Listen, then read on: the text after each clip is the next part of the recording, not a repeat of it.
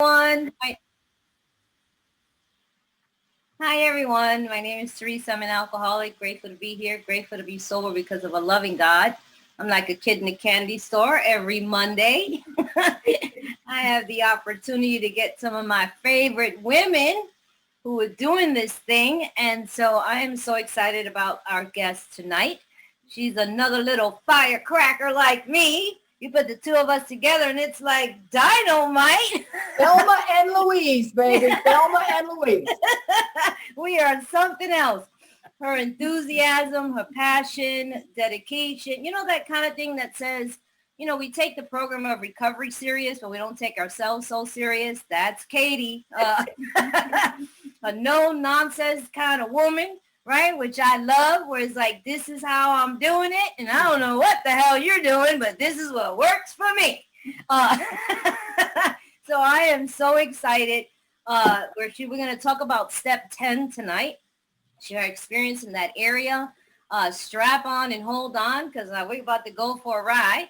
And now I'd like to introduce my guest tonight, Katie. If you can introduce your name and your sobriety date. Go, Katie. Will do. Thank you, Theresa. Katie Parker, alcoholic, been sober since October the 28th of 1984. And for that, I am blown away. I have to say, it's interesting. I came into the rooms of Alcoholics Anonymous 26 years old. I'm 63 now. And, it just blows me away. It's like, my God, yeah, are there rough times in recovery? You bet. There are rough times in life general. But to come from where most of us have all come and to turn it around and to have what we have is it's nothing short of a miracle. It says, in the book, in the Vision for You, it says the age of miracles is upon us. Miracles. And, and then yet some days I'll think, yeah, today is not a miracle. Okay. Nobody is doing as I wish. My home group is the Primary Purpose Group. We meet on Tuesday nights in Austin, Texas. If you're ever in the neighborhood, please stop by 2701 South Lamar at 7:30 at night. And we study the big book line by line week after week. And my husband says it's a lot more fun than it sounds.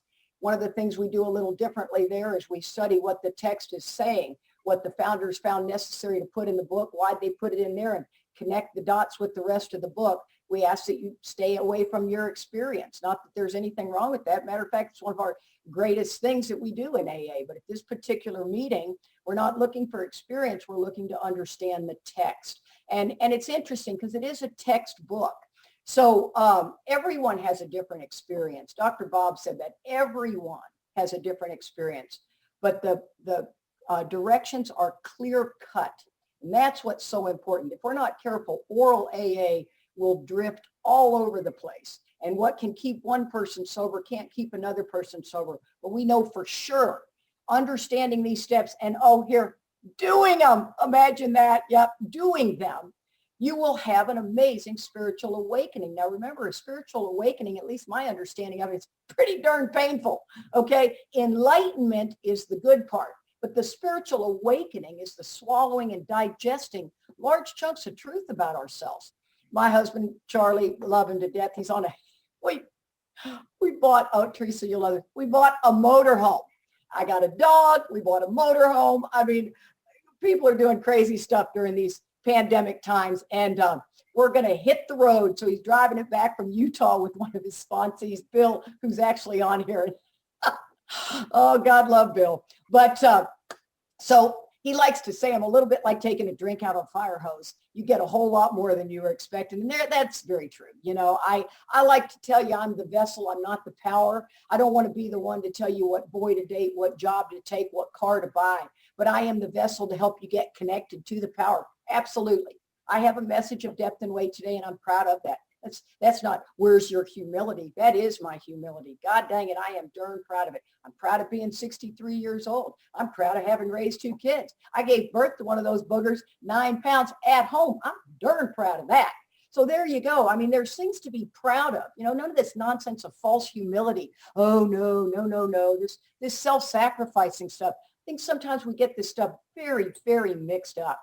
I love to mention that the Big Book of Alcoholics Anonymous was named by the Library of Congress as one of the 88 books that shaped America. Now think about that. Our book was one of 88 books, and it could have not got to press about 1,000 times, hanging on a thread. Our fellowship, our program was. It's unbelievable, and it's our book. And mine sat on the shelf for 15 years. People say, I said that in a pretty large group at a conference, and I said, yeah, and mine sat on the shelf for 15 years. You heard this collective groan. Oh, yeah, like your book hadn't. Come on. Everybody takes 2 steps forward, 1 step back throughout sobriety. There is no arrival. I think sometimes we have the delusion that we arrive and we can rest on our laurels and we don't have to do what the other guy does. Well, best of luck if that is you. I sponsor enough people to know it's really dangerous, myself included, right? And my job here tonight, I like to consider myself a big book teacher, right? I can teach it, but I also have somebody that teaches it to me. I walk what I do. I walk the talk. Follow me around if you question, oh, that's Katie, she knows the book, whatever. I hope you know the book. It's just a life or death errand we're on. Other than that, skip it. So my job's the 10th step, right? 30 minutes, and I have a timer. I'm on it. It's my husband that's a little slack in there, but the 10th step. Wow, boy, talk about a misunderstood step in Alcoholics Anonymous. I came out of untreated alcoholism at 17 years sober, right? I had no idea I was not working the program. No idea, right? And I'm out there doing everything. I'm sponsoring, I'm service, I'm all about it. But little did I know, I did not understand the directions. I thought the 10th step was the evening review, and I wasn't doing it anyway. So there you have it. And so, I thought, 10th step, yeah, I think the meeting's on the 10th step. I mean, I'm not doing it. I'll just listen, but go ahead. And come to find out, the 10th step is a spot check inventory taken throughout the day. Spot check. Now, it's interesting because how did that get so muddy? I have a couple of things. I think Oral AA did it. You hear it 5 times in a meeting. You believe it. You don't really look at the book. And you say the 10th step's the evening review. The other thing is the 12 and 12. In the 10th step of the 12 and 12, it talks about the many different inventories that are in there, right? And the very last 2 pages or page and a half is telling you about the evening review. And then you flip the page and you go, okay, now we're on to meditation. So you think because we haven't studied the book, we get a little muddy in this area. Nothing wrong with that, but I think it's really darned important that we be aware of what we're doing. Now, once you understand that the 10 steps of spot check inventory and somebody in a meeting says that it's the evening review, you don't want to go, hip, AA police here, incorrectamundo, right? As Charlie likes to say, I like to judge people on something I learned 30 minutes ago, right? It's unbelievable. So you wait a few times, and I like to say in a meeting, you know what?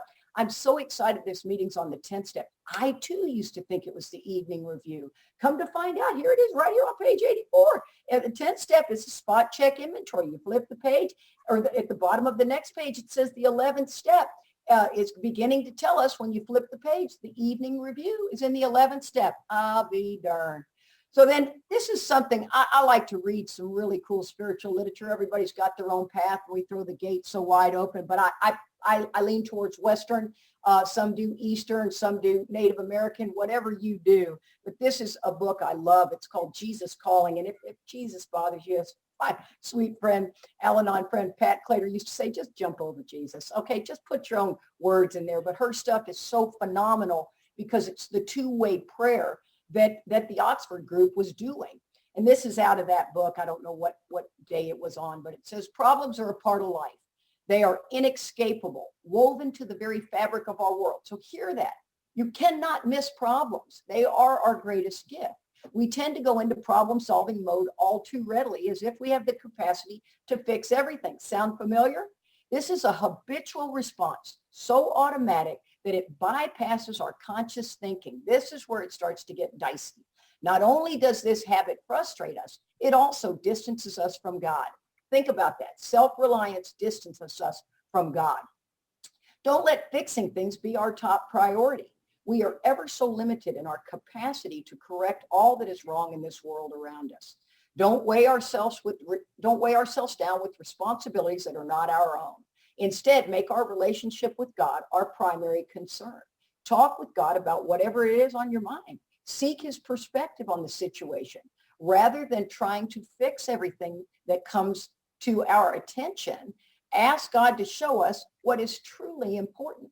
Remember that we are en route to freedom, and let our problems fade into the light of the universe. Wow. I mean, that's trying to tell me that the conscious mind gets completely bypassed. So this is what is so tricky. We've got to understand the laws and everything that goes into play, and not just the knowledge of God. If we're not careful, we read a lot of books, so we have the knowledge, but we don't have the experience. I love that our book talks a lot about purpose, right? It says on page 77, our real purpose is to fit ourselves. That means to adapt ourselves, to be of maximum service to God and the people about us. We are here to play the role God has assigned us. Then our primary purpose is to carry the message to the alcoholic that still suffers. And then the book is to show other alcoholics precisely how we have recovered is the main purpose of this book. And I think it's important that you understand what your purpose is. People are walking around going, I just don't know what my purpose is. Well, God dang it, try to figure it out. Ask somebody to take you through this work, get down to causes and conditions, be prepared to swallow and digest large chunks of truth about yourself. It's kind of like Theresa and I know that's like stuck right here. An idiot in the meeting. Oh my God, if I write inventory on him one more time. I mean, when somebody bugs you in an AA meeting, try to cheerfully capitalize on that. Write inventory. Figure out why that particular personality bugs the crap out of you. Say that particular personality is going to be your son-in-law, going to be your neighbor, going to be your boss. This is really important to continue to take inventory. So the 10th step says, continue to take personal inventory, and when we're wrong, promptly admit it. Now, here's something interesting. That's the step off the wall. If you take the 10th step off the wall, it looks like damage control, that I'm only supposed to do the 10th step when I've upset somebody. I did that for many, many years. I'm going to get angry or afraid. I just don't have the freedom to stay angry or afraid. And here's what's really important. I have to remember there is no such thing as a justifiable resentment. A justifiable resentment is a forgiveness. Yeah, I'd rather have to ask for forgiveness than forgive because I don't do it very well. The book implies trouble, right? A lot of warnings in our book. Page 25 says that we blot out our intolerable situation. Anybody got an intolerable situation? Yep. The best we can or accept spiritual help. Crushed by a self-imposed crisis we can't postpone or evade. Either God's everything or he's nothing. And then page 133, the deliberate manufacture of misery. God didn't do it, but when trouble comes, cheerfully capitalize on it so he can show his omnipotence, right? It tells us that lack of power is our dilemma, right? Blot out your intolerable situation, God's help. Self-imposed crisis, can't postpone or evade, God's help. Deliberate manufacture of misery, God's help. Why is this a dilemma? Because they both suck.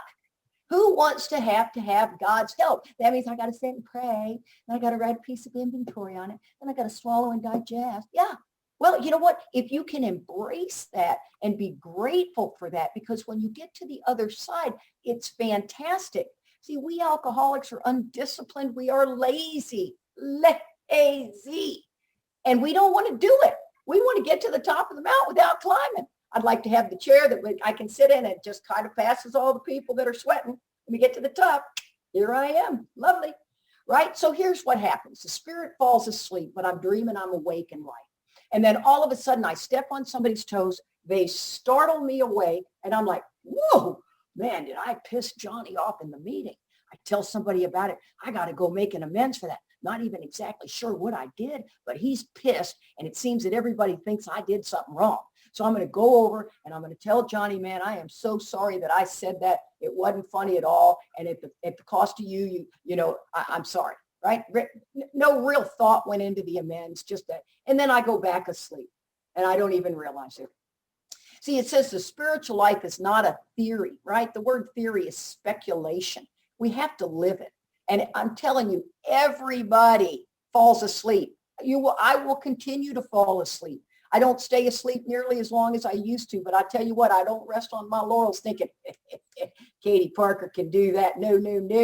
Boy, my pup was in the hospital. I got a new puppy, which is, my kids can't even believe. I can't even believe I got a puppy. And, I used to judge the crap out of people who had the dogs and would spend tons of money on these dogs. But, I haven't had dogs since now they got this newfangled, basically MRIs for dogs. And I would judge the crap out of people silently, of course. That can't believe they're spending that kind of money on that dog. I took my pup, she's 11 months old, into the hospital. And I said, do whatever you have to do.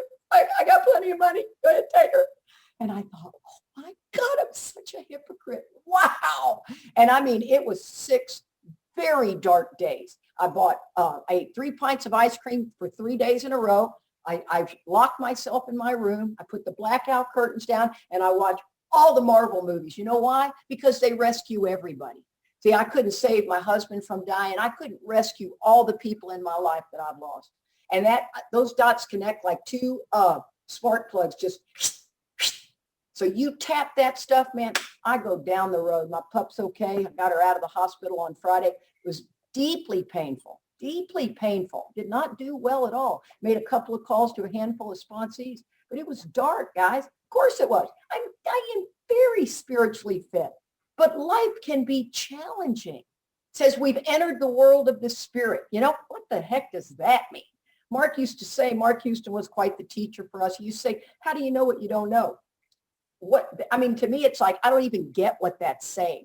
Well, to sum it up a little bit, this is not a perfect explanation, but a little bit is I love to gossip. Woohoo! I love to be a part of gossip. I like to be to get involved in gossip, and I like to start gossip. Okay. And one day in sobriety, it no longer felt good. I gossiped about somebody and I thought, wow, that doesn't feel good. Used to lie when I didn't even have to. I don't care. Like, not going to harm anybody. It was a white lie. Now I can't do either of those 2 things without, really feeling some discomfort. And of course that grows and gets bigger and deeper and deeper and deeper to where, I think about others most of the time in my life. So our constant thought of others and how we may help meet their needs actually happens. Why does it happen? Because I do the disciplines. I do the disciplines even if I don't want to do the disciplines. And let me tell you something about that. It's kind of, Mark said to me when he said, Katie, it says we're to stay in fit spiritual condition. He goes, you're an athlete. You know what is required to be fit. I get it. I mean, it's not an option. I mean, I'm going to stay fit for the rest of my life unless something takes me down, and I'll figure out something. And he said, take that same discipline into 10 and 11. Well, what that means is when I go to the gym and don't really want to go in, I still go in, right? I have to do it no matter what. See, I wake up in the morning. I don't want to do my disciplines. I don't want to do my disciplines at night. I have to do them. See, we can talk all day long about you working out. We can read books about it. We can even go to the gym and sit in the cafe and talk about it. Till you get your ass on the treadmill, nothing's going to happen. It's the exact same thing. This is 4 paragraphs. The 10 step is 4 paragraphs. We can talk about it all day long, but you got to do it. Says we've entered the world of the spirit. Our next function, which is expected duty, is to grow in understanding and effectiveness. Well, how do we do that? We continue to watch for selfishness, dishonesty, resentment, and fear. That's throughout your day, right? Wanting everybody to do as I wish is really the truth of the matter. And so this selfishness, dishonesty comes in 3 forms, right? Flat out lying. People go, I don't lie. Well, you lied saying you don't lie. You darn sure do. Everybody lies. Lying, not telling the whole truth, and then believing the delusional lie. I don't like to live in all the fear that drives me, because if you're a strong-willed woman like I am, fear, I don't see fear as much. I see it more than I've ever seen it before, but I can see resentment really well. But if you do enough resentment inventories, you'll begin to open your eyes to the fear. It's really incredible. And then here's the directions. When these crop up, any 4 of these, we ask God at once to remove it. That's where you do the affirmative prayer. We discuss them with somebody immediately. We don't wait till the end of the day and do it in the evening. That's the evening review. We make amends quickly if we've harmed anybody. And that's hoping that you haven't harmed somebody, because you talk to God and you talk to somebody. Oh, the cat was knocking on the door. I thought, holy smoke, somebody's in my house. She's like, let me in. Oh, putting her out was the best idea. Her tail would be swinging around. Then it says, then we resolutely turn our thoughts to someone we can help, not our actions. I don't have to jump up at work and go help somebody. So these are the 4 things we must do. Now, we have to make these things go deeper than, okay, God, please take this resentment away from me. I don't want to have it. Oh, no. You have to understand. Now, you can start that way. You have to understand the spiritual laws, right? The laws are in everything. Hinduism, Buddhism, Judaism, Native American, there are all kinds of laws out there. These two laws are from Emmett Fox, who I love. He's my hero. He brought me closer to anything of a God about my understanding than anyone did. The law of substitution. So you ask God to remove it. In order to remove something, you must replace it in the spiritual world. So here's the law of substitution. There are a few great laws that govern all things, just as there are a few fundamental laws in chemistry. We know that the thought control is the key of destiny. And in order to learn thought control, we have to know and understand these laws. Mark used to say, turn statements into questions. Ask yourself, is that true for you? One of the great mental laws is the law of substitution. This means that the only way to get rid of a certain thought is to substitute another one for it. You cannot dismiss a thought directly. You can only do so by substituting another one for it. When a negative thought comes to you, don't fight it. Just imagine that as a practice. But think of something positive. Preferably think of God. But if that's too difficult at the moment, turn your attention to something quite differently. So I call it affirmative prayer. I tap the brakes right when I realize that I typically do fear and resentment. When I know that about my kids, right? Something's going on with my son. I mean, my kids are 42 and 32, but I still worry about them. Something goes on with them, I immediately say, God, I'm not willing to believe this delusional lie. That's me tapping the brakes. That means I'm getting ready to do the first part of the 10th step and go into affirmative prayer. My son has an amazing life. He's got incredibly good health, and he's got a very happy family. Now, those things may be in jeopardy. See, I don't have to feel them. I don't even have to believe it. I have to do it. Why? Because I just explained the law. The law is in effect, right? The law of gravity is in effect. You don't question it. You don't go jumping off a building going, hey, it might be suspended. You're going to probably say bye-bye. So that law. Now, here's the one that will really get you. It's called the law of subconscious activity. Remember when we said it bypasses the consciousness right away? The law of subconscious activity. As soon as the subconscious mind accepts any idea, it immediately begins to try to put it into effect. That ought to make you breathe shallow. It uses all its resources, and these are far greater than is commonly supposed. It uses every bit of knowledge that you've ever collected, holy smokes, most of which you've totally forgotten, to bring its purpose about. This should be making you a little nervous. It mobilizes the many mental powers that you possess, most of which you never consciously use. It draws on the unlimited energy of the racing mind. I got a lot of Marvel in me right now. I'm just watching it happen. It lines up all the laws of nature as they operate both inside and outside of you to get its way. Sometimes it succeeds in this purpose immediately. Sometimes it takes a little time. Sometimes it takes a long time. But if this is not utterly impossible, the subconscious will bring it about once it accepts the idea. Now, here's the gift. If that didn't make your butt pucker, I don't know what would. Here's the gift. The law is true for both good and bad ideas. This law, when used negatively, brings sickness, trouble, and failure. And when used positively, brings healing, freedom, and success. We give the orders, the subconscious does the work.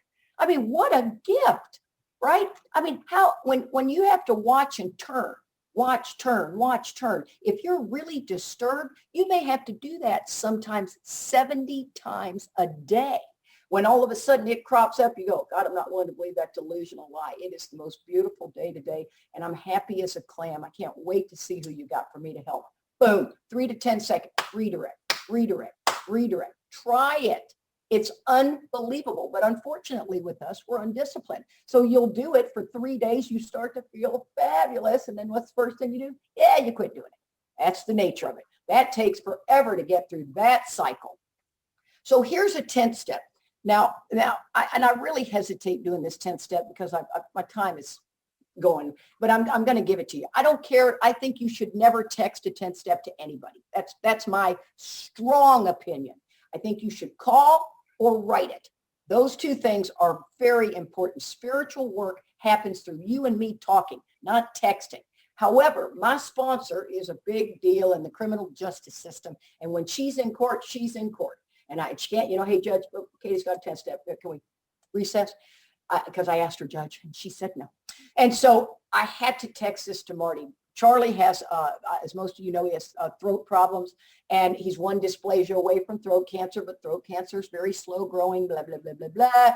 And so we have to go to see this doc about every 3 months. They run a scope down his throat, and we've been doing this drill for over 10 years. Okay, we do this pretty regular. My other husband that passed away let me do everything. I mean, I went in there with the pad paper. I was raising a family. You know the drill. Charlie and I, totally different situation.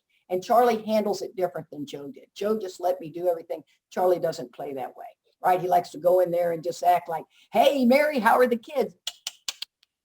Right? So I go in there and he is telling the doctor, Mary is trying to get him to just, do you use nose spray? Just answer the question. And he goes, I don't use nose spray. Oh my God, he uses it every 10 minutes, you know. Do you clear your throat in the morning? No, you can't even talk to Charlie for the first couple of hours. Sometimes his throat is so messed up. You know, it's so full of phlegm and everything. And I'm sitting there and I'm thinking I'm spiritually fit.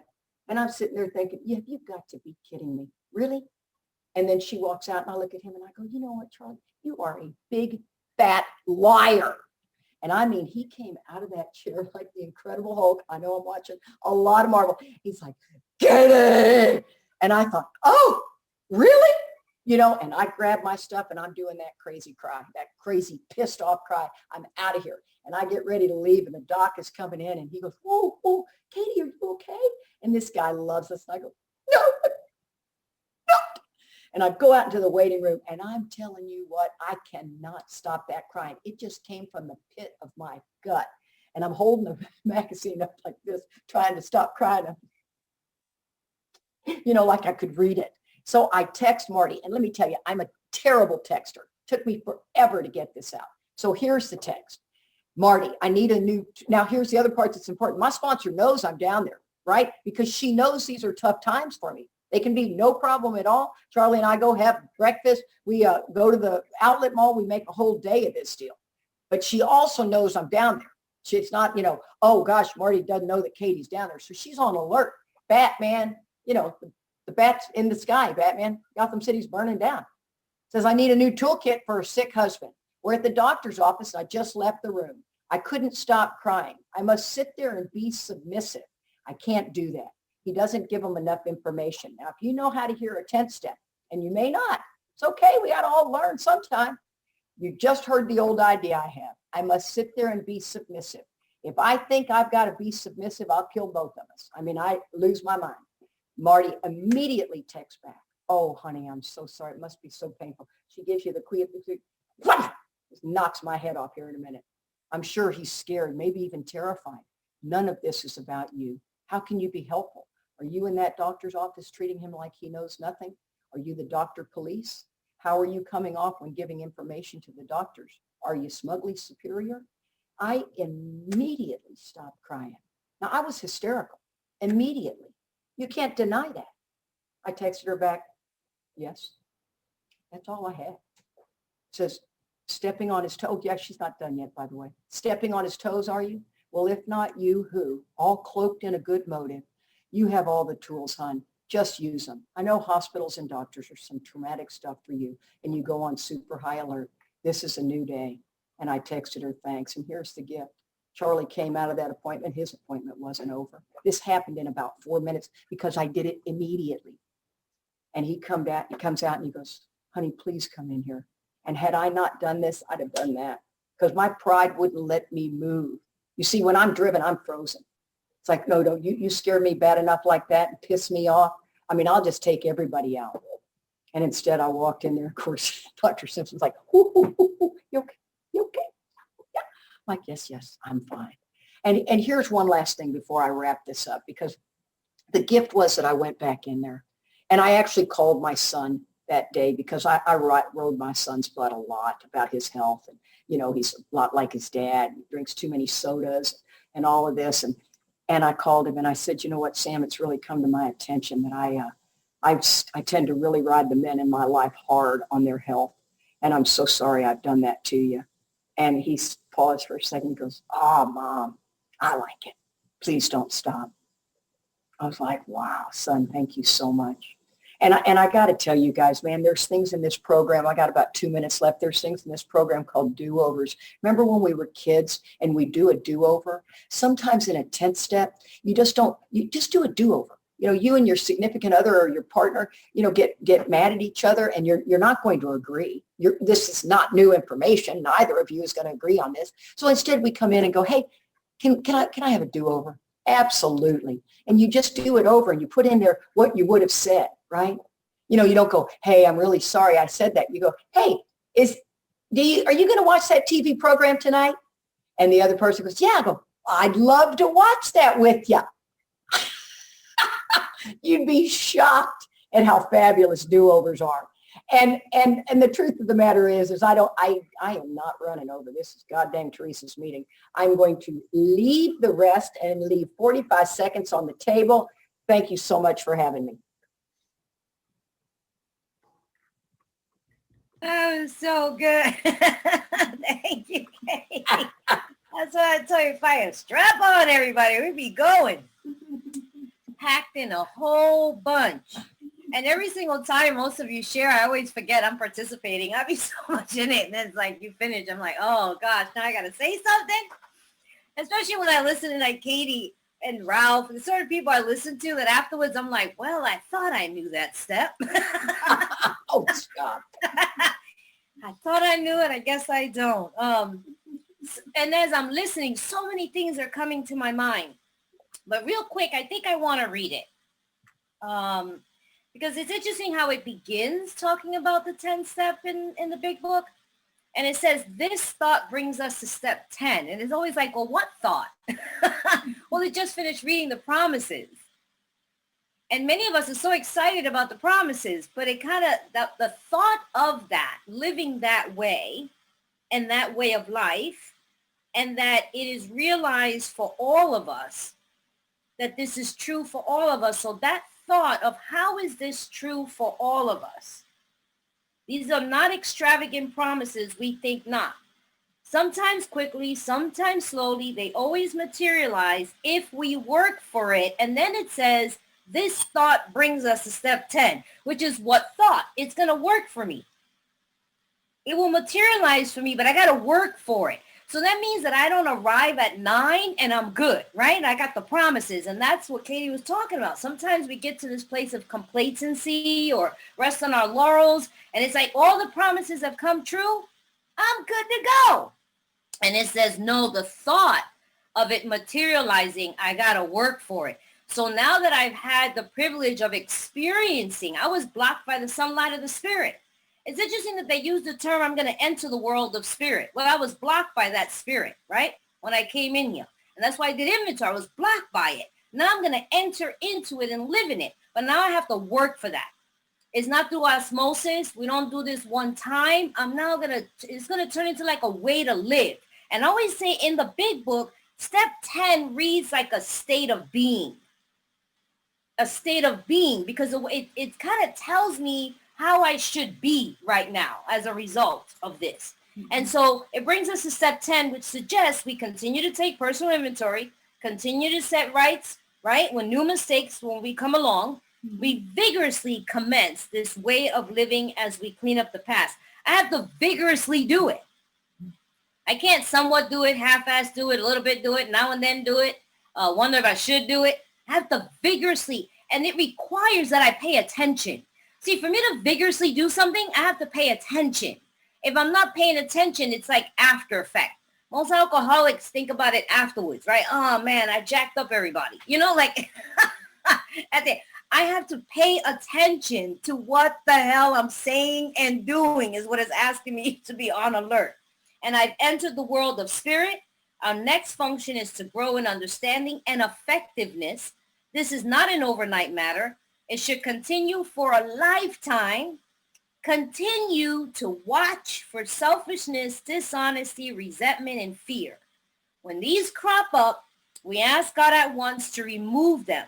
We discuss them with someone immediately and make amends quickly with someone. Make amends quickly if we've harmed anyone. And then we resolutely turn our thoughts to someone we can help. Love and tolerance is our code. And this is what's supposed to be happening to me now. We cease fighting anything or anyone, even alcohol. The war is over. Remember, I set down my arms earlier on, right? I believe God can restore me to sanity. I made a decision to turn my will and my life over to the care of God. I've got a new director, a new employer. The war is over, right? I waved the white flag. I met God butt naked alone with a white flag up my ass. I'm not in a war anymore because the victor never seems to win, right? I'm no longer the CEO of Theresa Incorporated, just as a recap, right, of what's happened to me at this point. And so here I am. I need to enter into this state. I love these words because basically I'm not fighting anything or anybody. I don't need to fight no more. I was fighting my whole life. I was figuring life out my whole life. I don't have to figure it out anymore. For by this time sanity will have returned. I believe that sanity could return on 2. It returns in 10. I remember old timers used to tell me, it used to be really funny. I would say, talk about something. What step are you on? And they'd be like, well, wait till you get to step 10 because that's when sanity returns, kind of thing, right? And so sanity is going to return in 10. And it tells me sanity has returned. What sanity? I've had an opportunity to look at my alcoholism. I'm armed with facts about myself. I understand that I have a disease of a 3-fold nature. I've learned so much about me, alcoholism, God, that my perception is distorted. That's what I mean, my sanity is returned. Thank God for the gift of awareness. I can now see. I see my defects of character. Before I did the work, I didn't even know I had them. As a matter of fact, I thought you had them, but I didn't. It's crazy. We will seldom be interested in liquor. To think that there was a time that that's all that dominated my mind was drinking. That's all that I couldn't even fathom 24 hours. And I'm seldom going to think about it. Now and then it may pop up. They call it a fleeting thought. To think that every single day, all day, I had 2 thoughts before I came to this program. And that was either how to drink or how not to drink. And now it's telling me that I'm seldom even going to think about it. If tempted, we recoil from it like a hot flame. You ever had those drinking dreams? I remember in the beginning when I was new, I had drinking dreams and I was getting loaded in my dreams. And I don't know if I should change my sobriety date. I talked to my sponsor about this, but I used to take a lot of naps. You know what I'm saying? Because I couldn't get loaded awake. So I think for the first week, I was always napping. I got to go finish the rest of that. I mean, like, anyway. But then my dreams started to change. So at first I was actually getting loaded in my dreams. And then I was trying to get it, but I couldn't quite get to it. And then I end up actually, something happened. It was offered and I was freaking out. Like my dreams got all jacked up, even with my drinking. And to the point that then if I even had an inclination that I might have had it in my dream, that it turned to I woke up with a panic and freaking out, thinking that I got loaded. And I know this program works. A drunk like me is terrified that dream, let it not be true, is now a nightmare when that was my hope in my dream every single day, all day. I'm recoiling from it like a hot flame. And we react sanely and normally. Well, I was acting Cocoa for Cocoa Puffs before. Sanely and normally. And we find that this happens automatically, that I don't have to say I'm going to act normal and sane. It just happens. The way I used to behave, the things I used to do, I'm just kind of not doing it the same anymore. We will see that our new attitude towards liquor has been given us without any thought or effort. I'm not white knuckling it. At this place in step 10, I'm not saying I'm not going to drink today. I realize what solidifies this, I don't know, how can I term this? This is how I'm clear that I'm an alcoholic, is that I don't say I'm not going to drink today. What I say is, if you leave it up to me, I'm drinking. So I no longer have to go out of my way to defend my drinking, explain my drinking, prove to myself that I'm not drinking. What it's telling me here is I'm going to come to a place without any effort. There's no negotiation about whether I'm drinking today or not. None. It just comes. This is a miracle that's going on here in step 10. This isn't, and if it ain't broke, why fix it? Something has happened 1 through 9. There's a practice that I learned. I've been given 12 steps as tools designed for living. You use terms like we lay them at your feet. I need to pick them up and apply them. I need to use them. They're not homework. They're not exercises. It's not something that I just get through. I learned to live them. When my sponsor first took me through the steps, she gave me a working knowledge of them. So I need to use them. Step 10 is telling me that I am now armed with something. I have a tool belt that I can use. I have a resource. Before I reach for the drink or whatever other substance or relationships or money or job, now I have this resource. I'm not fighting it. I'm in a position of neutrality. I'm safe and protected. And I was terrified before I came here. Terrified. Couldn't breathe. I haven't sworn off. I don't need to promise anybody, I swear to you, I'm not drinking today. This is the experience that I have in 10. Instead, the problem is removed. Removed. A drunk like me is removed. Am I exempt from ever drinking again? No. I got one day at a time. But today, I'm not obsessing over drinking. The obsession has been removed. That's amazing to me. It does not exist for us. We're neither cocky nor we're afraid. This is our experience. This is how we react. And here's the disclaimer. Here's the clincher. Here's the other little piece, right? This is how we react as long as we keep in fit spiritual condition. Like Katie was talking about, she does, exercising and stuff like that. She's a trainer. You can train all day long. You can tighten your muscles. You can lift up weights. You can get all massed and all that kind of stuff. Stop doing that for a while and see what happens. It doesn't stay. The diet has to maintain. The exercise, you know what I mean? All that has to be maintained. But because I'm undisciplined, because I just started doing this, what's the one thing that I need to do? Just keep doing this program. It tells me it's easy to let up in the spiritual program of action and rest on my laurels. It's easy because once I arrived, I think I'm good. The other day I did step 11 and people talked about spiritual books to read. I forgot to mention Who Moved My Cheese. I don't know if anybody's ever read Who Moved My Cheese. That's a spiritual book. A lot of corporations use it. I'm a business person. I've used it in companies, but it's a spiritual book because it's a journey that happens after one of them gets out of the maze, right? It's about 2 little people and 2 mice. Him and Haw, Sniff and Scurry. Great book. Who Moved My Cheese? You find out what you are, okay? Him and Haw rest on their laurels. And I'm headed for trouble if I don't. So now I have a daily reprieve contingent on the maintenance of my spiritual condition. Every day is a day when we must carry the vision of God's will into all of our actions. How do I serve thee? Thy will be done. Now, how am I supposed to accomplish that? These thoughts, which must go with us constantly. We can exercise our willpower along this line all we wish. It is the proper use of our will. God can't take away my will.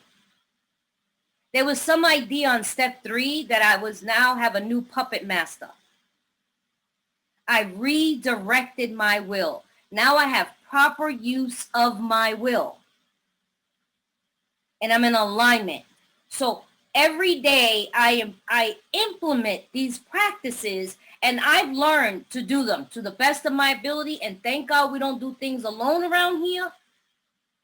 When I forget, somebody else remembers or reminds me. But I've learned to implement daily inventory. Bill expands on it in the 12 and 12. It gives us a better idea of what types of inventory we're talking about. Annual, monthly, quarterly. That makes good business sense. Remember, any good business can hardly be a success if it doesn't take stock. Didn't it tell me that on step 4? So here, remember I told you about Tabitha? To me, like inventory is like Tabitha take over or the restaurant guy take over, okay? And Tabitha, when she returns the keys to the salon people, she says, you better stay on top of this because I may show up at any time. What you don't want to have happen is Tabitha takes over the salon. She does complete inventory of its liabilities and assets, redecorates the whole freaking place, right? Employees and put, all kinds of things so that this can be a success. And then they all rest on their laurels, think they're good, and don't continue to take stock. Same thing with the restaurant. So you gave me tools to show me how to keep the business successful. You came in, you gave me these steps, and you told me take inventory. If you had a supermarket in the grand opening, right, where it took stock and you have fresh produce, everything on the shelves has an expiration date that hasn't expired, you're excited, and then you go back to that supermarket 2 months later, a month later, and the same stuff has not been replaced and dates have been expired, will you continue to shop at the supermarket? That's kind of how I see it. I'm very visual. So in order for this to be successful, I need to keep doing inventory. And with my first inventory, I pretty much scratched the surface and more gets revealed.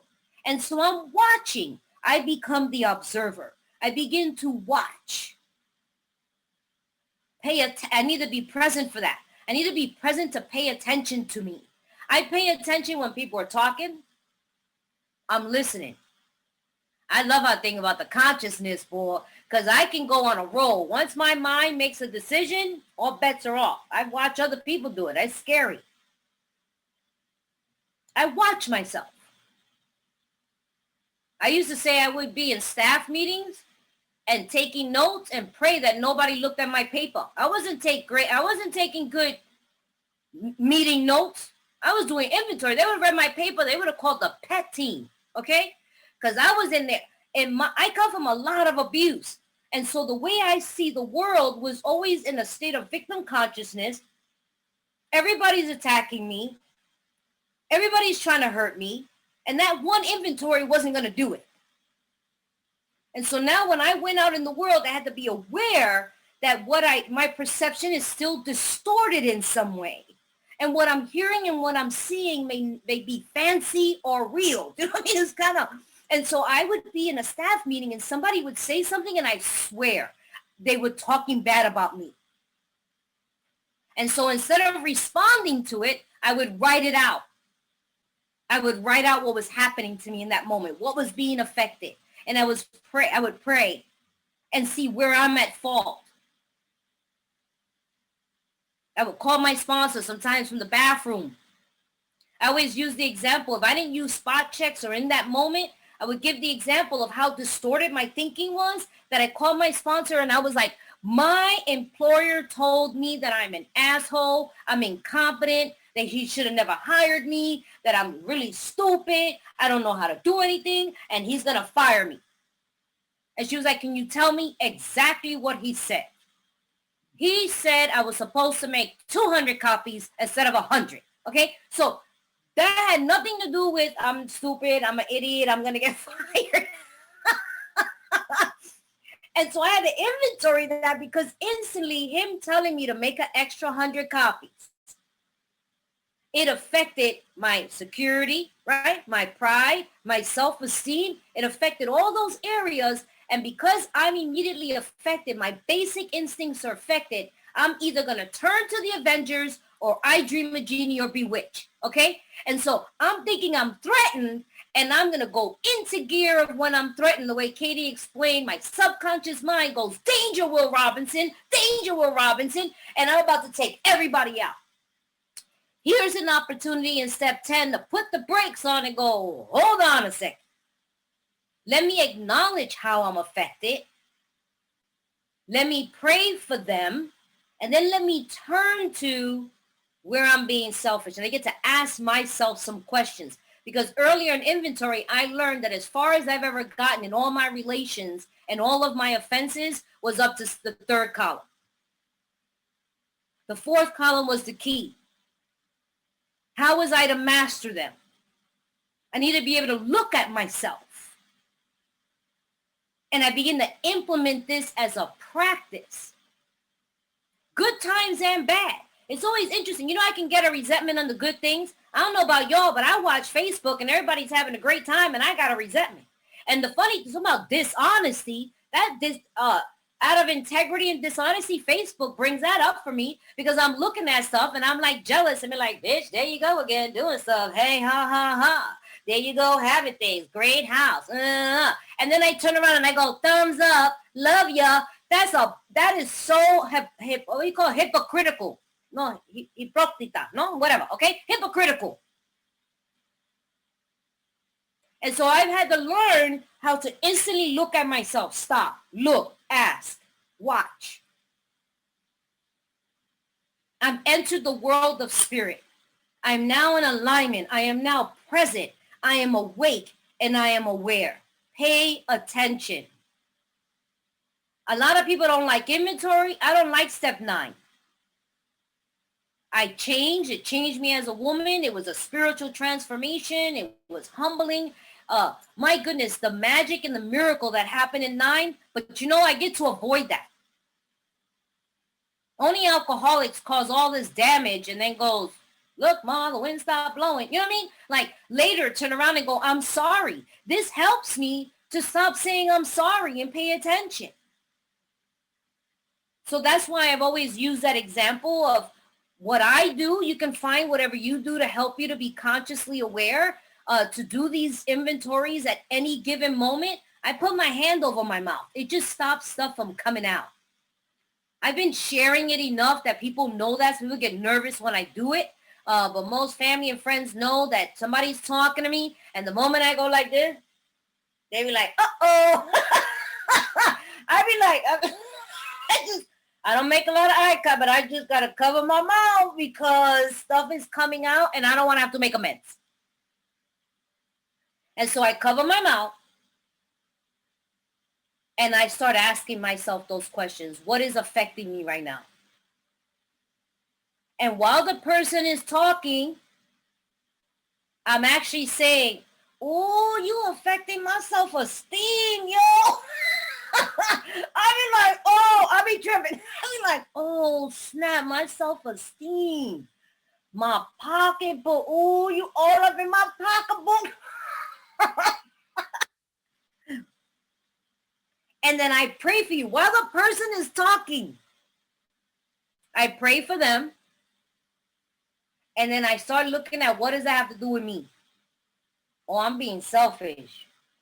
Oh, I'm self-seeking right now. Oh, snap. Okay. And I do not move my hand. I'm telling you, I don't move my hand from my mouth until all is well.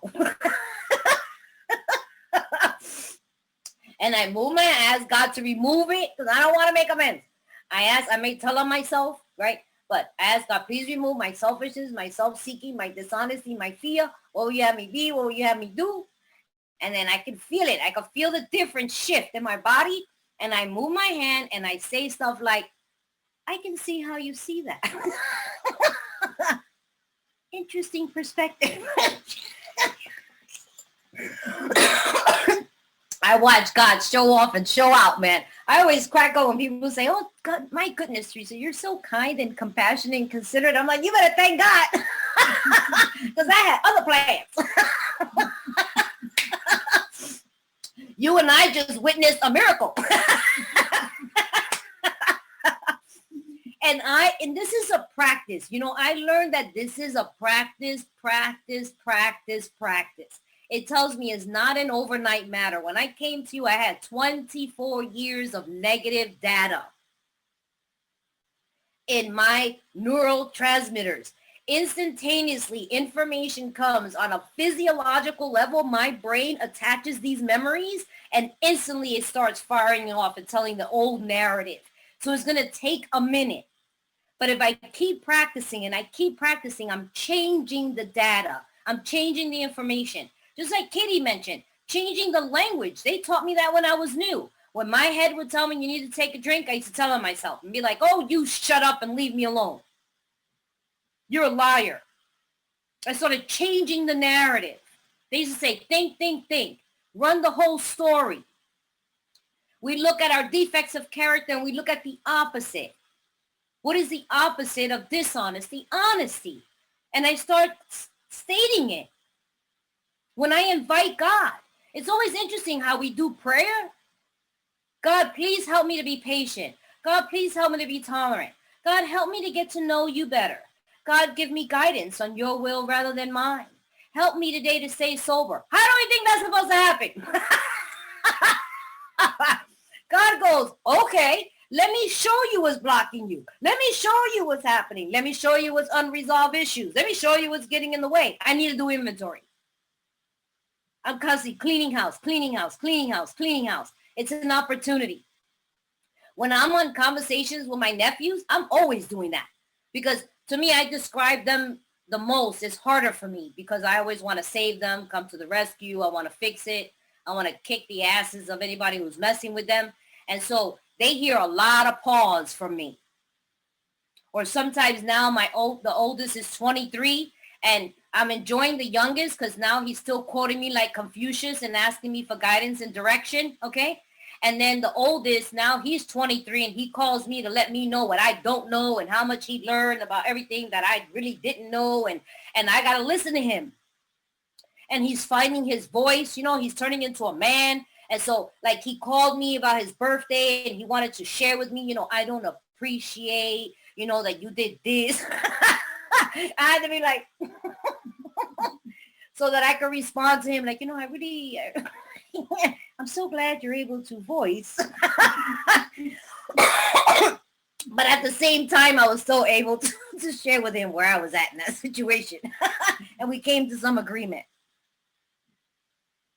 But thank you. But I'm always mindful. So I believe step 10 for me is inviting mindfulness.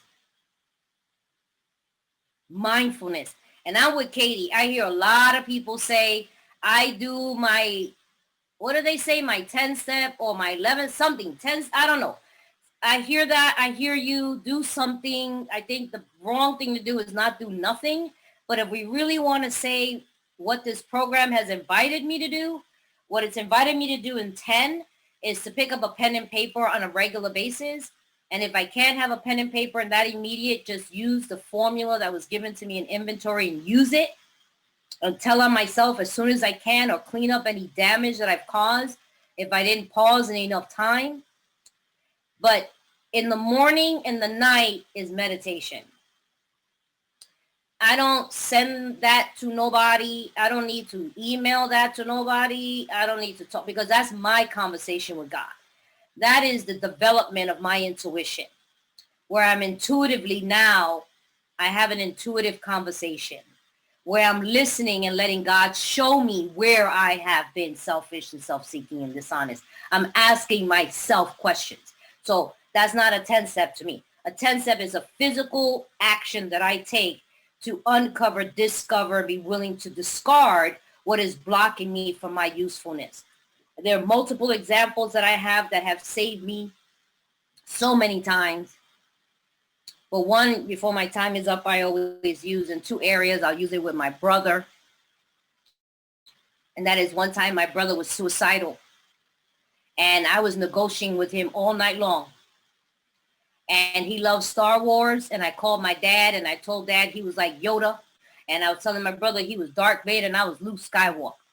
And my brother's Lutheran. And my dad doesn't know the prayer, the Our Father prayer, but he was trying to do something relatable for my brother. And my dad was like, Our Father who eats bread in the sky. You know what I mean? And he was messing that prayer up and pissing my brother off more. And finally, my brother asked me, I was telling him why he should live and why he shouldn't die. And you don't need to do this and da-da-da-da.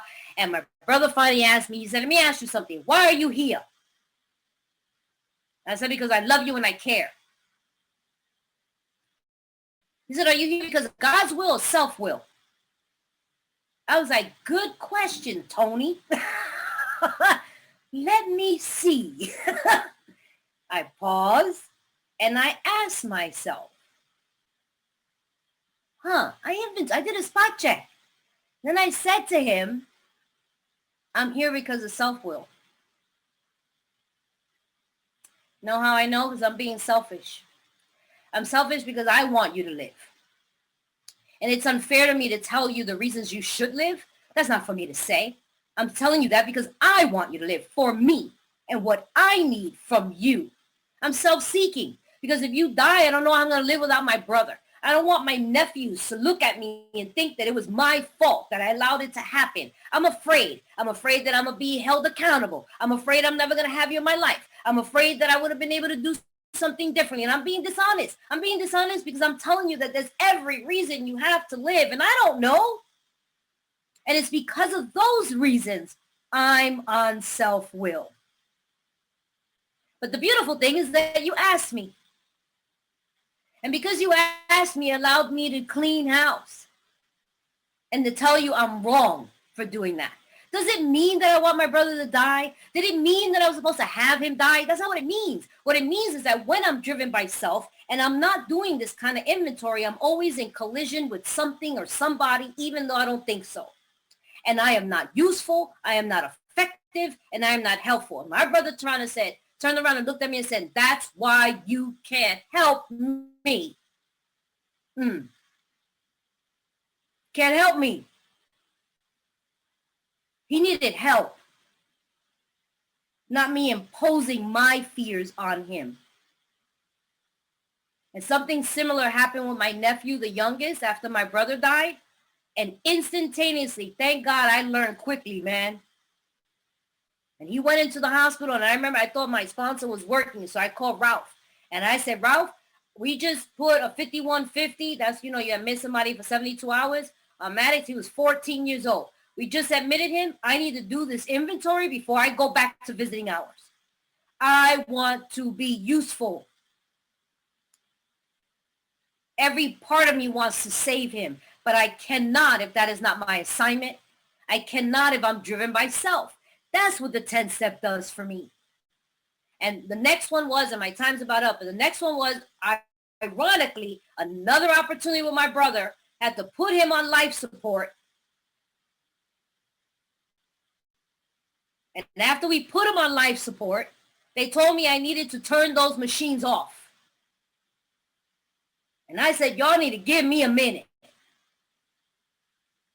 You need to give me a minute. That's my only brother, my older brother. Give me a minute.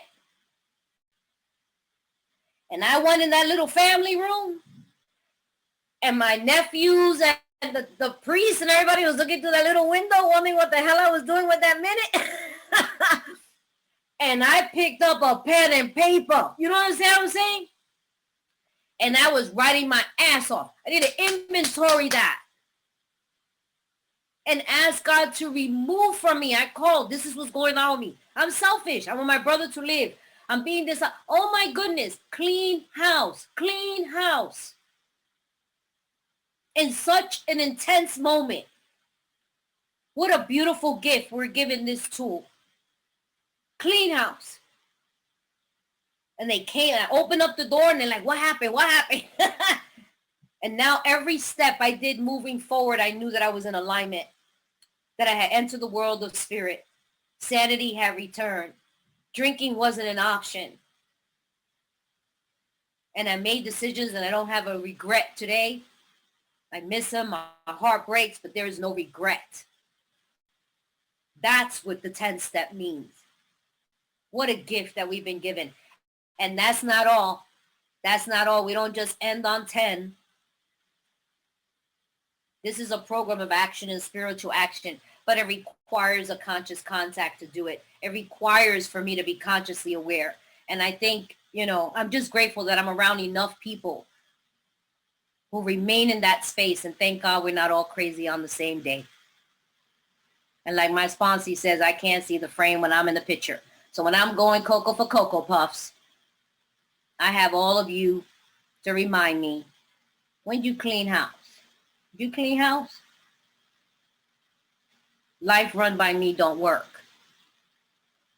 We are undisciplined. So why don't I just do with the 12 steps, how they're laid out, and I let God discipline me. And the results is usually a whole hell of a lot better than what I can come up with. So that's my spiel. My time is up. It made me cry. Oh my goodness. I love Katie so much. Got me all emotionally fired up with her talk. I tell you, we're firecrackers. Put the two of us together for a week. Oh my God, in the same room, right, Katie? We were like, whoo, crazy. Poor Charlie. Poor Charlie. I always say, when they were trying to find bin Laden, they should have just sent you and I over there. We'd have found that rat in a hole. Yup. I look forward to our questions. Come on, everybody. Kay, come on up, please. Hi, my name is Kay, and I'm an alcoholic. I am so grateful. I'm going to make this so quick. Thank you so much, Theresa. Oh my gosh, for breaking down the 10th step in such a magical, powerful. Kay, we can't hear you. Oh man, you can't Yep. hear me? The volume on your mic. The volume on your mic is very faint. Your voice. Okay.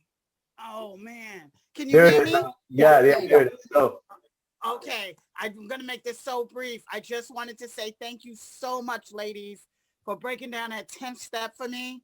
Oh my gosh, such a magical spiritual blessing that I received tonight. I'm so grateful. Theresa, thank you so much. Oh my gosh, thank you so much. This was so powerful. Thank you. thank you, Kay. Just a reminder, questions only, please. Raquel, Gad, come on up, please.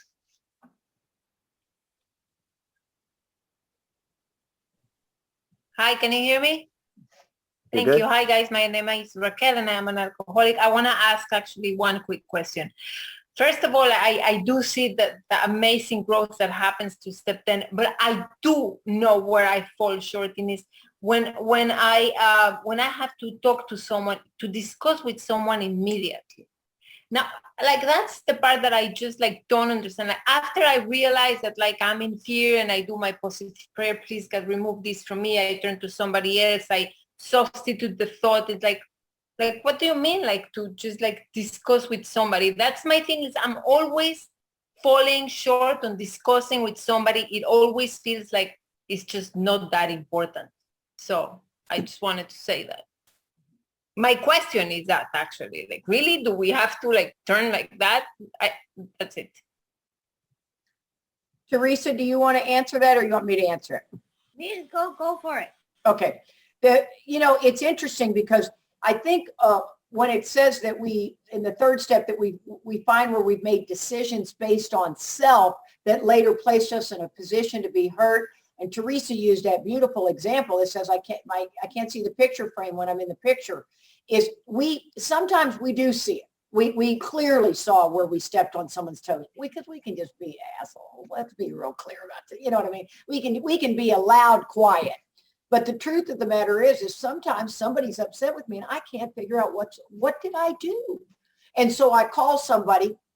Yeah, I could be disturbed too, but it's usually because somebody has snubbed me that's got my attention and I'm baffled. And so when I tell somebody about the 10th step, like Marty, I'm like, my husband, he's a big fat liar. Come on, support that. And, and she's like, yeah, but look at how you showed up. And it just completely changes everything. So someone can see, they can always walk me back to where I made that decision based on self. Remember, when you're driven by those 100 forms of fear, self-delusion, self-seeking, and self-pity, you step on the toes of your fellows. They retaliate, seeming without provocation, but we invariably, that means always, find that we've made a decision based on self that later placed us in a position to be hurt. That decision is so subtle that until I talk to you, I don't even remember that I did it. And then all of a sudden I go, oh my God, I remember when I made that decision and did that. I'll be damned. I wanted to be a friend of that girl's because she intimidated me. She was pretty. I thought I'd be her friend, ended up really being her friend. I don't like her at all. And she's sucked to my tentacle at my neck, and I'm like, dang, you know what I mean? I mean, there you go. It's those kind of things that, it's usually behind a kind motive. Ditto. And I want to add to that when we do an inventory, it also says it's vital that we do a fifth. So that goes together. Like I can't keep that to myself either. It says talk about my wrongs, not my rights. So I need to tell on myself too. Like maybe not in that moment, like, hold on, I'm going to call everybody and say how I'm wrong. But somewhere along the line, I have a relationship, whether it's with my sponsor, people are respecting the program, that I need to say, you know, I was being very selfish today. I was being inconsiderate and not mindful. In this situation that came up, I'm being a liar. I'm dishonest. Like, I have to continue to tell on myself. The most spiritual men continue to, you know, talk to somebody else. A doctor always needs another doctor. A therapist has to have another therapist. So if I start assuming that I can now keep all this stuff to myself, it tells me the oldest old timer who skips this step and, you know, inevitably gets drunk. So we're as sick as our secret. So part of that for me is I need to tell somebody sometimes. Maybe not at that moment, but I like somewhere, somehow to kind of share a little bit of my dirty laundry, you know what I mean, of my behavior. So that, you know, but there's certain things, or real quick, or sometimes I already did something and I can take ownership when I'm talking to somebody. Well, that was dishonest. You know what I mean? I'm being selfish. That's unfair. I can do that too. Do you know what I'm saying? That's telling them. I just lied to your ass. I'm sorry. Okay. Thank you, Raquel. Jackie, come on up, please. Hi, everybody. My name is Jackie, and I am an alcoholic. Oh, you ladies make me laugh. I love it, and I need to laugh. Hey, this question, I think Katie may have pointed it out, but in that first paragraph, one of you guys mentioned like 4 different things that we must do, and I was wondering if you could point those out again. I was trying to write them down, and I just don't exactly remember what you said. Well, they're just to help you out too. They're on page 84 in the big book. And Okay. it says we're to watch for resentment, dishonesty, selfishness, and fear. And when these crop up, and this is in my thinking, it's trying to get your thinking mind to watch. It's not necessarily your actions. We want your thinking mind to watch for it. We're to ask God at once to remove them.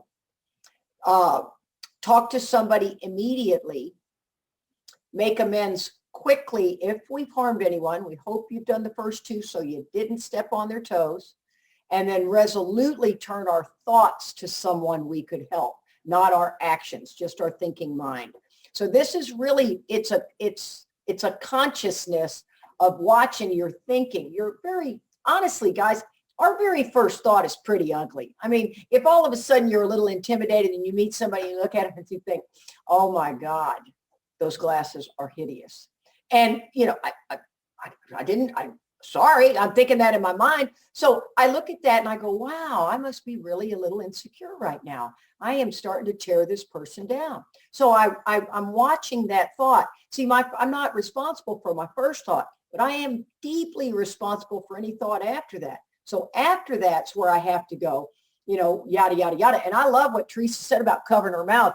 There are some times that I am so taken back by my first thought can be so ugly that I'm just like, oh my God, but nobody knows I'm having it.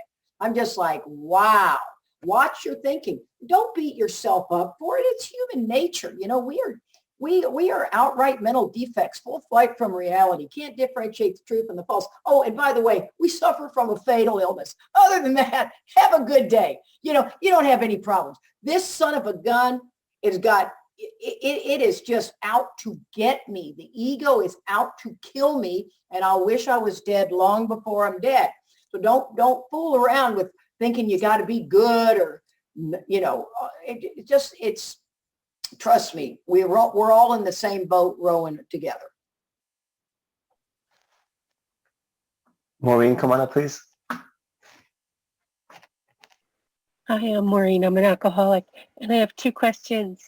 The first was, who was the author that you talked about, Katie, for the 2-way prayer?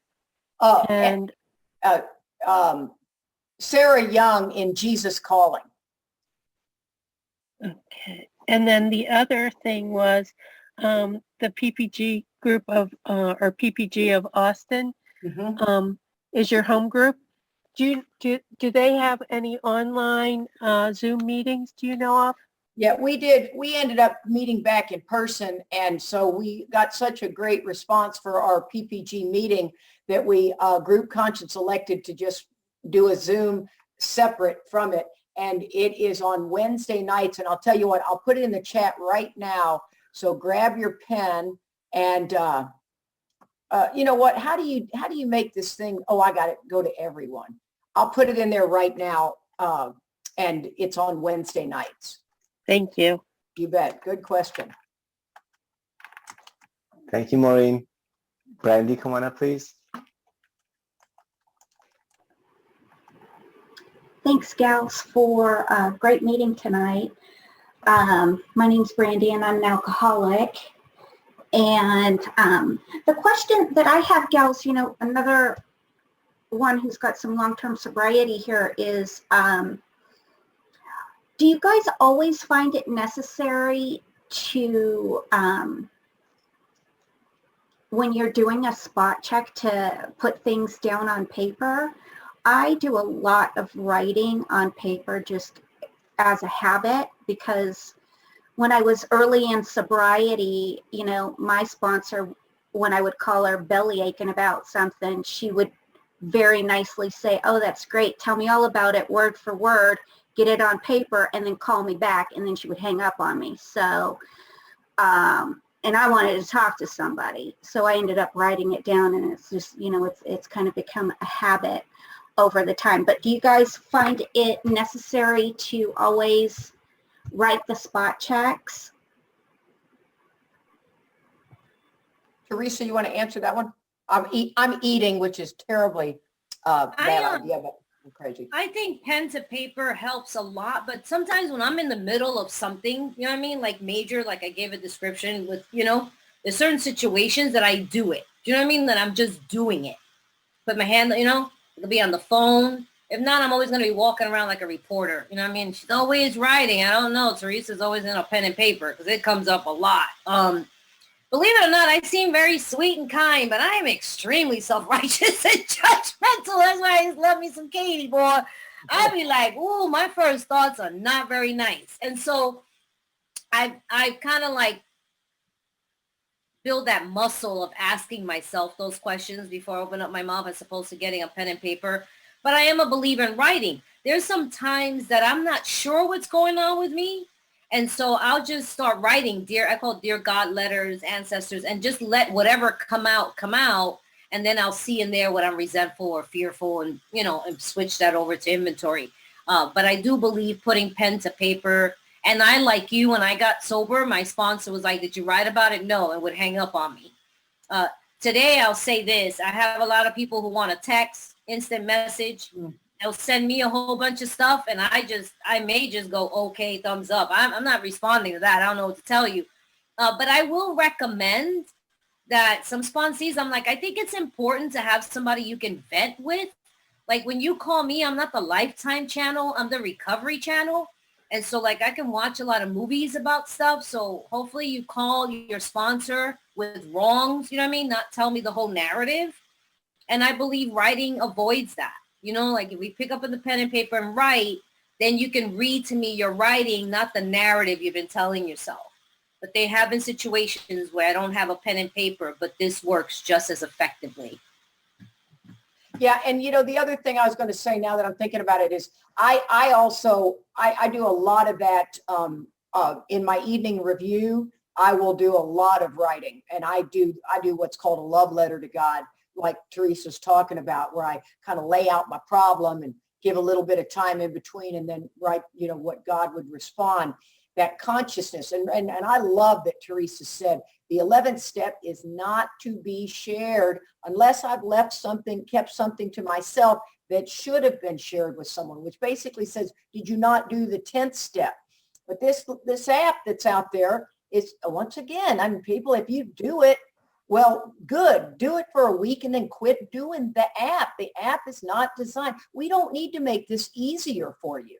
The easier everything is, then before you know it, you're sending your 11th step to everybody and you completely leave God out. You hope that your buddy sees something in there and goes, hey, man, you've had that on there 3 times. Oh, thank you for bringing that to my attention. Like I didn't know it already. You know, so, I mean, be very careful. I had one guy on Zoom take such issue with me on that. I thought, kiss my foot. You know, really, is that where you're going to go with this, buddy? You're going to argue the directions. The directions are clear cut. You don't want to do them, rock on. You know, you and I probably won't ever skip down the yellow brick road together. But the truth of the matter is that it's so important to understand that you either got relief or freedom. And if you just got relief, then you're going to have to definitely put pen to paper.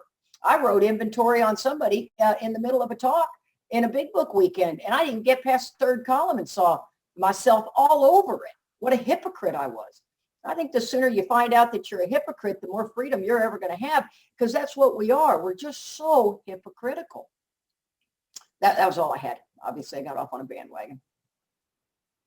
And foolishly, I opened pistachios. I can't stop eating them. I'm like, oh my God, okay, I'm going to put them over here, and I'm not going to touch them. Swear to God, swear to God. I love this. Katie's face as Theresa was talking is like she's watching a movie. Popcorn. She's watching a movie. It's the best. Sorry. PC, come on up, please. Hey everybody, Tree Alcoholic, and thank you, Ellie. Thank you, Theresa. Thank you, Katie. You guys are such powerhouse inspirations to me. I try not to miss you. This question is for Katie, and it's just about, I got the law of substitution, and I got my pen here. The second law, the law of unconscious something, and can you just say real quickly again, just for me? You know what, I'll tell you what I'll do. I'll email them to you. I'm going to put my email address in the chat, and but don't email your life story to me. I will not read it. But email me and just say, send me all your stuff, and I'll have all the spiritual laws. There's many spiritual laws. I follow Emmett Fox in that area, but feel free to email me and just say, send me all your stuff, and I'll send it all to you. And there's plenty there to just kind of mill over. That's like with Theresa. Theresa and the white boys, I just feel like I'm part of the family. Ron and Ralph and them, they are my teachers. And if there's anything they got, I want to get it. I love learning more and having these discussions with people. And, every once in a while I'll get a little hot under the collar, but not too often. Typically, we're all just learning. So I'll send you all the laws. I think there's 12 of them, and then there's sub laws, and then there's that law. Okay. I'd be happy to do that.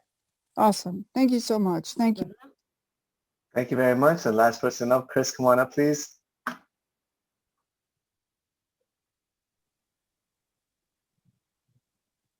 Chris, we can't hear you, brother. We can't hear you. Can you hear me now? Can you hear me now? Yeah. Awesome. Hi, everyone. Chris, recovered alcoholic. And thank you, Katie. Love you. Theresa, love you too. And my question, we talked about the actions of this step, but I'm wondering, what is a miracle? And could you explain what the actions of this step will give me if I do these steps, and where does it come from? Either one. Oh, stuff it up your ear. He's trying to be Chris. Yeah, I swear to God. I knew when he opened his mouth, it was like, oh, here we go. Chris and I we'd have drank together in a bar, and then one of us was going to kick someone's ass. Okay. It's like, okay. And then pow, give him one of those. I love it, Chris. I know. I love him too. And he just, Chris, I will say this. It's a really valid point, because the word is mentioned in 10, right? The word is mentioned where the miracle that takes place for us is that the drinking problem has been removed. And a miracle is a phenomenon, something that cannot necessarily be explained. We use the term miracle, but we're looking at the miracle in these squares that we have right now. The fact that I'm a drunk that could have never stopped drinking and practicing these steps to the best of my ability, I recall from it like a hot flame. I've entered the world of spirit. sanity has returned. That is the miracle of it. And we can't explain it. It is a phenomenon, just like I was talking to Ali real quick. I'm doing biology, and every class I take, I'm always looking for God, whether it's science or not. And I asked the professor, I was like, did I miss it? But did you define energy? We're talking about energy. Did you define it? And he was like, actually, there's no definition for energy. It just is. We don't know what it is, but what we do know is that nothing living can exist without it. We only see the results of it. And that is the miracle. That is the phenomena in which cannot necessarily be explained, but only witnessed. And so what we do know is from here, we end up being here, something happened. Just like energy. It just is. And it says, and it just comes and it happens. And this is the miracle of it all. And is that not why I crawled into these rooms on March 29, 1990? So you made a point in which we didn't touch on or mention, but really the miracle is that I'm a miracle. We're all miracles. But I only have a daily reprieve. I always have to add that. I cannot get cocky and rest on my laurels talking about I've been saved, and then I don't continue to watch and do what's necessary, because I can also drink again. So, got anything else on that, Katie? Well, Chris was trying to tell us we didn't mention it. You know what? Chris is a pot stirrer. It took me a little while to figure it out. And then when I figured it out, I went, aha. Okay, I like on page 153 where it says, the age of miracles is still with us. Our own recovery proves that. You know, having entered the realm of the spirit, I did mention, and that is something that is very difficult to explain what it looks like. The miracle itself. Carl Jung on page 27, when he's trying to tell Roland Hazard, he's got to have a vital spiritual awakening, right? That's kind of the same thing, the miracle that comes. And he says, basically, here it is, once in a while, alcoholics have had what we call a vital spiritual experience. To me, these occurrences are phenomena. They appear to be in the nature of a huge emotional displacement and rearrangements. Ideas, emotions, and attitudes, which were once the guiding force of the lives of these men, are suddenly cast to one side, and a completely new set of concepts and motives begin to dominate us. Of course, I just want to be a smart aleck, Chris. That you might consider that. I love that man with all my heart, but I have figured out that he and I would just. And but the truth of the matter is, I mean, when did gossip no longer be fun? You know, come on. I mean, I can't explain that. It's just the miracle of it. And God dang, there's so much. So if you're dark and in a bad spot, trust me, there is work here to do, and you will get on the other side, and you will feel very good until you hit the next wall, because you will. It's just the nature of it. All right.